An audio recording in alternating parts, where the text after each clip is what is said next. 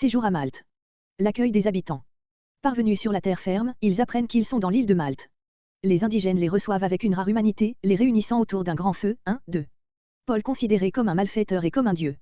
L'apôtre ramassant un fagot de bois mort pour le jeter dans le brasier, une vipère en sort, le mort et reste suspendu à sa main. À cette vue, les habitants sont convaincus qu'il est un meurtrier, puisque la justice divine ne lui permet pas de vivre, après qu'il a échappé au flot. Mais lui secoue l'animal dans le feu et comme les spectateurs ne le voient pas enfler et tomber, ils en viennent à penser que c'est un dieu. 3 à 6. Paul reçu chez Publius. Guérison. Près de là était le domaine de Publius, qui accorda à Paul et à ses compagnons une hospitalité de 3 jours.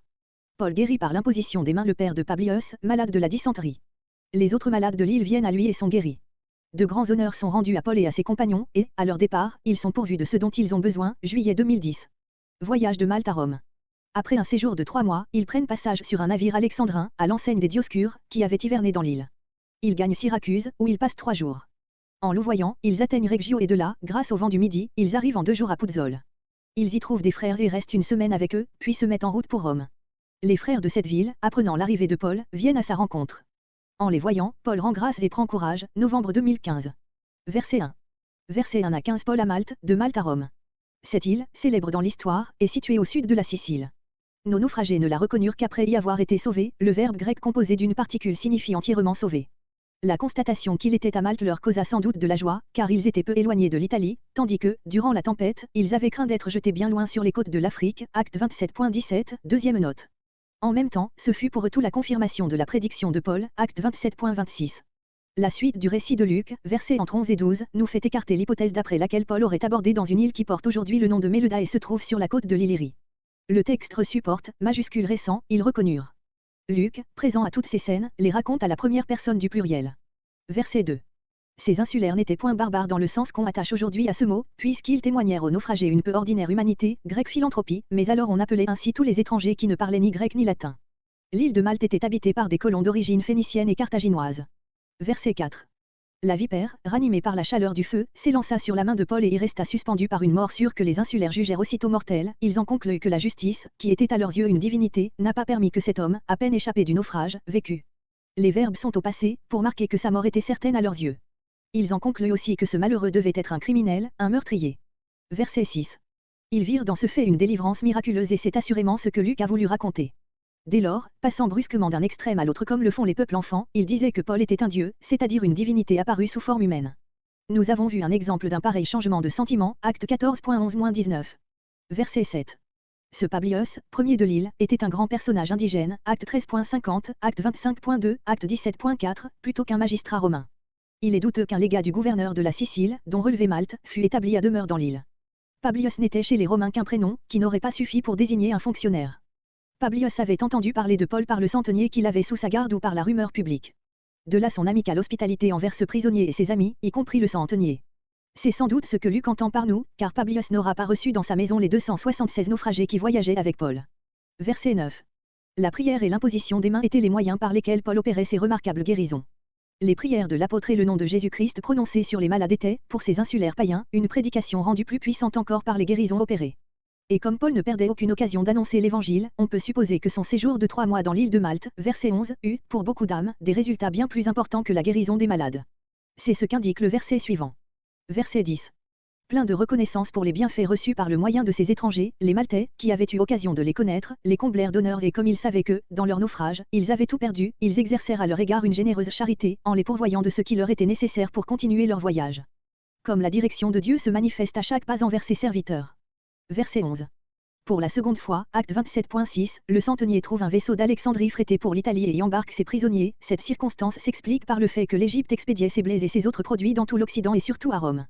L'exact historien des Actes fait encore 2 remarques sur ce vaisseau, d'abord qu'il avait hiverné à Malte et ainsi échappé à la tempête, puis qu'il avait pour enseigne les Dioscures Castor et Pollux, 2 fils de Jupiter, que l'Antiquité honorait comme les patrons des marins. L'enseigne du vaisseau était une image peinte ou sculptée à la proue comme cela se voit encore aujourd'hui sur main navire. Verset 13. Le vaisseau toucha d'abord à Syracuse, grande ville commerçante située sur la côte orientale de la Sicile. Il y resta 3 jours, ayant sans doute des marchandises à y déposer. De là, en longeant la côte de Sicile, ils arrivèrent à Reggio, petite ville située au sud de l'Italie, sur le détroit de Messine. Le verbe que nous rendons par contourner, longer la côte, signifie proprement aller autour. De Syracuse à Reggio, la navigation pouvait se faire en droite ligne, sans suivre la côte. Mais il eût fallu pour cela le vent du sud, qui ne se leva que le lendemain. Grâce à ce vent 2 jours suffirent à nos voyageurs pour arriver à Puzzol, près de Naples. Puzzol servait de port à Rome. La plupart des vaisseaux d'Égypte, de Syrie et d'Espagne y déposaient leurs marchandises, parce que la navigation le long des côtes du Léchium présentait des difficultés. Verset 14. À Puzzol, Paul et ses amis eurent la joie de trouver des frères, qui les invitèrent à demeurer auprès d'eux toute une semaine. Ce fut là une grande consolation pour eux dans ce triste voyage. Mais Paul était prisonnier, comment put-il obtenir du centenier l'autorisation de rester là si longtemps? Plusieurs exégètes s'expliquent ce fait par l'affection que l'apôtre avait inspirée à cet officier, sur lequel il avait acquis une grande influence, comme le prouvent divers incidents du voyage. Cette opinion est très probable. On peut toutefois supposer aussi que le centenier, devant conduire à pied ses prisonniers de Puzzol à Rome, avait quelques préparatifs à faire pour ce voyage. Et ainsi, ajoute Luc, après cette douce visite aux frères de Puzzol, nous vînmes à Rome. Verset 15. Les frères de Rome purent apprendre l'arrivée de l'apôtre pendant les 7 jours qu'il avait passés à Puzzol, et aussitôt un certain nombre des membres de l'Église se mirent en route pour aller au-devant de lui. Les uns, partis les premiers, vinrent jusqu'au forum ou marché d'Appius, village éloigné de Rome de 43 000, 63 km 55, les autres jusqu'aux 3 tavernes, qui se trouvaient sur la route, à 34 000, 50 km 25, de la capitale. On comprend le zèle et l'amour avec lesquels ces chrétiens de Rome entreprirent ce petit voyage, afin de voir plus vite le grand apôtre, que plusieurs connaissaient déjà, Romains 16.1, et dont ils avaient lu et relu la lettre immortelle adressée par lui à leur Église. Combien il était naturel que Paul, pour qui Rome avait été le but longtemps désiré de son activité, acte 19.21, acte 23.11, Romains 1.10, à la vue de ses frères qui lui apportaient l'expression de l'amour de leur Église, fit monter vers Dieu ses ardentes actions de grâce, et dans ce moment si sérieux se sentit animé d'un nouveau courage pour l'avenir de sa vie et de sa vocation. Meyer. Verset 16. Paul convoque les Juifs de Rome et leur explique les motifs de son arrivée. Position de l'apôtre à Rome. Il est remis par le centenier au préfet du prétoire et reçoit la permission de demeurer en son particulier avec un soldat pour le garder. 16. Ses explications aux Juifs. Au bout de 3 jours, il invite les principaux d'entre eux à venir le voir et leur dit que, sans avoir rien commis contre les institutions de son peuple, il a été livré par les Juifs de Jérusalem entre les mains des Romains, qu'il en a appelé à l'empereur mais ne veut pas se plaindre de ses compatriotes, qu'il est prisonnier pour l'espérance d'Israël. 17 à 20. Réponse des Juifs. Ils disent n'avoir reçu de Judée aucun rapport relatif à Paul. Ils seront heureux de l'entendre sur une secte partout contredite. 21, 22. Paul prêche l'évangile aux Juifs. Un jour ayant été fixé, les Juifs viennent nombreux chez Paul. Du matin au soir il leur annonce le royaume de Dieu, leur démontrant par la loi et les prophètes que Jésus est le Sauveur. Les uns se laissent persuader, les autres demeurent incrédules. Comme ils se séparent en désaccord, Paul leur applique une parole désaillée et leur déclare que le salut de Dieu est envoyé aux païens. Ils s'en vont en contestant. 23 à 29. Paul 2 ans captif à Rome. Il demeure 2 ans entiers dans une maison qu'il a louée, reçoit ceux qui viennent à lui et prêche avec liberté le royaume de Dieu et ce qui concerne le Seigneur Jésus. 30 à 31. Le préfet du prétoire, grec chef du camp, était le capitaine général de la garde prétorienne ou garde du corps de l'empereur, c'est à lui qu'était confié le soin de mettre en sûreté les prisonniers. Il y avait en général 2 officiers de ce grade, si Luc ne parle que d'un, c'est que, à l'époque où nous transporte notre récit et jusqu'au printemps de l'an 62, il n'y en eut temporairement qu'un seul, qui était alors le noble Buru. L'historien Mamson a émis l'idée qu'il fallait traduire ce titre, avec le manuscrit latin Gigeuse, par chef du camp des étrangers. C'était un corps composé de centurions détachés des légions des provinces, à qui incombaient des fonctions de police, spécialement les enquêtes sur les prévenus. Leur camp se trouvait sur le mont Caelius. Mais leur existence n'est établie, d'une manière certaine, qu'à partir du IIe siècle. Les mots, le centenier remit les prisonniers au chef du camp manquent dans Codex Sinaiticus, B.A., quelques minuscules, diverses versions anciennes, ils sont supprimés par la plupart des critiques, mais ils se lisent dans les majuscules récents et tous les témoins du texte occidental. Il est d'ailleurs difficile d'admettre qu'un renseignement aussi précis et qui a tous les caractères de la vérité ait été ajouté au texte à une époque plus récente. Aussi, avec De Wet, Meyer et d'autres, croyons-nous que ce trait du récit est authentique. Cette faveur si précieuse à l'apôtre pour l'exercice de son ministère, il l'a déhutée sans doute, soit au rapport de Festus, qui le déclarait innocent, acte 25.25, acte 26.31, soit à la recommandation du centenier, qui put rendre un si bon témoignage à la conduite de ce prisonnier et même déclarer que c'était à lui que tous les passagers avaient dû leur salut dans la tempête, acte 27.30-36. Cependant Paul était gardé par un soldat et lié à ce soldat par une chaîne, acte 28.20, acte 22.30, note. Vraie souffrance pour un homme de son caractère et de son activité. Verset 17. Si Paul avait été libre, il se serait rendu auprès de ses principaux des Juifs, présidents de synagogues, etc., et il leur aurait annoncé l'évangile dans leurs assemblées. Prisonnier, il doit les prier de venir auprès de lui pour entrer en relation avec eux, selon son grand principe de s'adresser tout d'abord à son peuple, acte 13.5-14, note, Romains 1.16. Quant à ce premier discours de l'apôtre, il est naturel qu'il ait un caractère apologétique. Arrivant à Rome prisonnier, ce seul fait pouvait le rendre fort suspect aux yeux de ses concitoyens juifs, en outre, ceux-ci pouvaient avoir reçu de Jérusalem des rapports faux à son sujet, verset 21. Il lui importait donc de gagner confiance, afin de pouvoir leur faire du bien. C'est à cela que tendent les paroles suivantes. Cette première entrevue avec les Juifs eut lieu 3 jours après l'arrivée de Paul à Rome. Durant ce temps, il entra sans doute en diverses relations avec l'Église chrétienne, dont il avait déjà vu plusieurs membres, verset 15. Au premier abord, on est étonné que Luc passe sous silence les rapports de l'apôtre avec l'Église qu'il avait depuis si longtemps le désir de voir. Mais toute cette fin du livre des Actes est si abrégée. Verset 19. Ainsi Paul affirme son innocence, d'abord à l'égard de son peuple et des coutumes des pères. Livré injustement entre les mains des Romains et conduit par eux à Césarée, ceux-ci reconnurent qu'il n'y avait d'ailleurs rien en lui qui méritât la mort et ainsi ils l'auraient relâché, sans l'opposition des Juifs, qui le contraignit d'en appeler à César.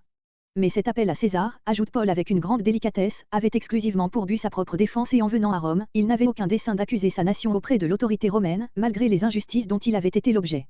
Ces faits, qui devaient gagner la confiance des Juifs de Rome confirment, avec quelques légères divergences et complètent le récit précédent de Luc sur le procès de l'apôtre, acte 25.11-12, acte 25.25, acte 26.31-32.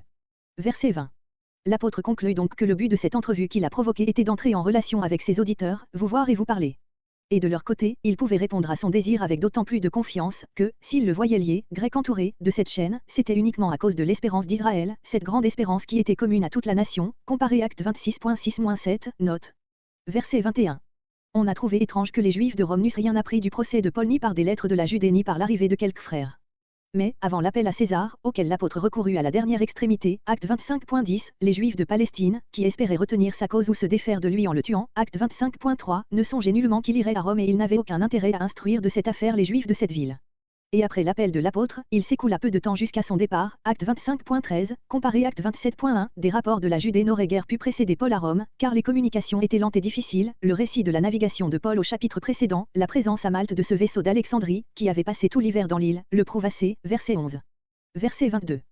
La pensée de ces Juifs est donc celle-ci, nous n'avons rien appris de défavorable à ton sujet, et quoique nous te voyions en prison, nous estimons juste d'entendre de toi-même ce que tu auras à nous dire sur ton enseignement, car, ajoute-t-il, quant à cette secte, voir sur ce mot acte 24.14, note, à laquelle nous savons que tu appartiens, nous savons aussi qu'on la contredit partout.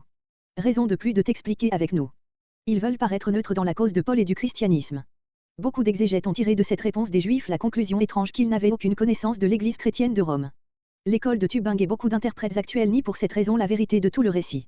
Il est inadmissible que ces Juifs ignorassent qu'il y avait une église à Rome. L'Épître aux Romains montre qu'il y avait dans cette église une forte proportion de Juifs, Romains 14.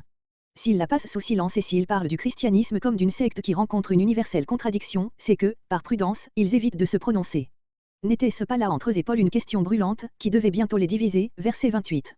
De Wet dit à ce sujet, comme Luc venait de parler de l'église de Rome, verset 15, il ne lui est probablement pas même venu à l'idée qu'on pût inférer de la réponse des Juifs qu'il ignorait une chose si connue à Rome. Verset 23. Au jour fixé, ils vinrent en plus grand nombre que la première fois dans son logis, verset 16. Le mot grec peut signifier que Paul logeait chez un ami qui lui donnait l'hospitalité, tandis qu'au verset 30 il est question d'un appartement loué. Quoi qu'il en soit, l'apôtre profite, avec son zèle habituel, de cette occasion pour exposer le royaume de Dieu, avec la clarté et la force d'un témoignage, bien propre à persuader. Ce n'est pas sans dessein que Luc accumule tous ces termes. Et naturellement le grand objet de cette prédication était ce qui regarde Jésus, le Sauveur. Enfin, comme ses auditeurs sont des Juifs qui croient les Écritures de l'Ancien Testament, Paul emprunte ses démonstrations à la loi de Moïse et aux prophètes, comme il le faisait toujours en pareil cas, acte 24.14, acte 26.22. Le travail de l'infatigable apôtre avait lieu du matin jusqu'au soir, car ses auditeurs se succédaient sans doute, plusieurs aussi ne se lassaient pas plus d'écouter que lui de parler. Verset 25. Comme partout et toujours, cette prédication puissante persuadait les uns, tandis que les autres ne croyaient point, les verbes à l'imparfait indiquent une lutte prolongée entre la foi et l'incrédulité. Enfin, en désaccord les uns à l'égard des autres, ils se retiraient, imparfaits, lentement, écoutant Paul qui leur disait encore une seule parole, parole finale et d'une immense importance, adressée à ceux qui n'avaient pas cru. C'est avec raison, ou plutôt, grec, bien, très bien, comme Matthieu 15.7, a dit l'Esprit Saint. Ainsi, aux yeux de Paul, c'est bien le Saint-Esprit qui par Ésaïe le prophète, a prononcé la grande parole, dont la citation va terminer ses discours à ces Juifs de Rome. Qui sait si ce dernier témoignage divin n'ébranla pas leur conscience. Verset 27. Cette citation est empruntée à Ésaïe 6.9-10, d'après les 70, voire pour l'explication Matthieu 13.14-15, note et comparé Jean 12.40, note. Verset 28. Ce salut de Dieu, Codex Sinaiticus, B.A., que vous rejetez, en accomplissant la prophétie d'Ésaïe, a été envoyé aux païens, Paul le leur prêchait depuis sa conversion. Et, heureux contraste avec les Juifs, eux l'écouteront et le recevront dans leur cœur. Ces paroles de Paul redisent aux Juifs rebelles de Rome la redoutable vérité que Jésus avait déclarée aux Juifs de Jérusalem concernant l'avenir de son règne, Matthieu 21.43. Et ce n'est pas ici la première fois que notre apôtre, instruit par l'expérience, les répétait à ses auditeurs israélites, qui rejetaient l'Évangile, acte 13.46, acte 18.6. Verset 29. Ce verset entier manque dans Codex Sinaiticus, B.A. et beaucoup de versions. Monsieur Blas l'a admis dans son texte occidental. Verset 30. 2 ans entiers, après les 2 ans de sa prison à Césarée, acte 24.27, donc 4 ans de captivité, dure épreuve pour un homme du caractère de Paul. Mais ces derniers versets du livre des Actes nous montrent avec quelle force et quelle sérénité il supportait sa captivité, elle ne pouvait diminuer en rien son infatigable activité. Verset 31. Il recevait tous ceux qui venaient le voir, grecs qui entraient vers lui, juifs, chrétiens ou païens. On comprend avec quelle joie les croyants devaient se prévaloir de la présence du grand apôtre, pour venir écouter ses instructions. Aussi Luc, après cette importante remarque, a-t-il jugé superflu de nous parler en détail des rapports de l'apôtre avec l'Église de Rome. Il prêchait le royaume de Dieu, voir ce terme Matthieu 3.2, deuxième note, et pour cela il enseignait les vérités qui ont pour objet le Seigneur Jésus-Christ, Codex sine etiquum et Christ, tout ce qu'il est, tout ce qu'il a fait et continue à faire du haut du ciel pour le salut de l'humanité déchue. Il remplissait cet apostolat avec une sainte liberté, grecque assurance, hardiesse, par une direction providentielle de Dieu, il ne lui survenait du dehors aucun empêchement. Voir sur cette fin du livre des Actes, l'introduction.